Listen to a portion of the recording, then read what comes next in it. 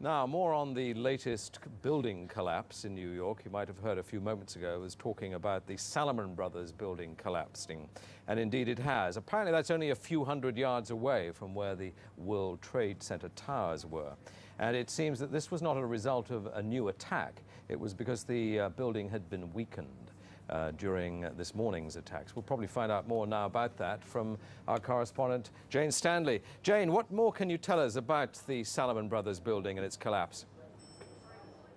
Well, only really what you already know. Details are very, very sketchy. There's almost a sense downtown in New York behind me, down by the World Trade Centers, of just an area completely closed off as the rescue workers try to do their job. But this isn't the first building that has suffered as a result. We know that part of the Marriott Hotel next to the World Trade Center also collapsed as a result of this huge amount of falling debris from 110 floors of the two twin towers of the World Trade Center.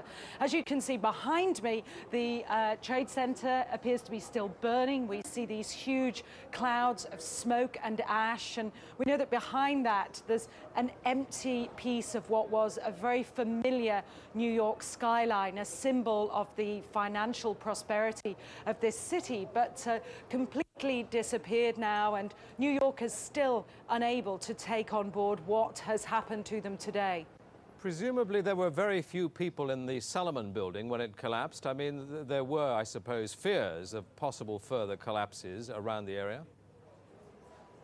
That's what you would hope, because this whole downtown area behind me has been completely sealed off and evacuated, apart from the emergency workers. That was done by the mayor, Rudy Giuliani, much earlier today because of, course, the dreadful collapse of the Twin Towers of the World Trade Center.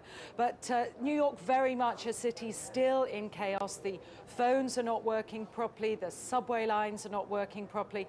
And we know that down there near the World Trade Center, there are 3 schools that are being turned into triage centers for emergency treatment. And I know that over in New York Harbor, where the famous Statue of Liberty is.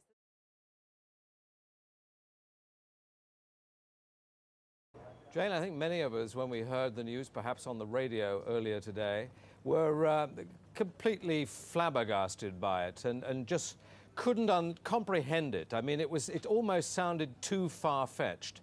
I was wondering what it's felt like for you being in Manhattan. Well, unfortunately, I think we've lost the line with Jane Standley in Manhattan. Perhaps we can rejoin her and follow that up later.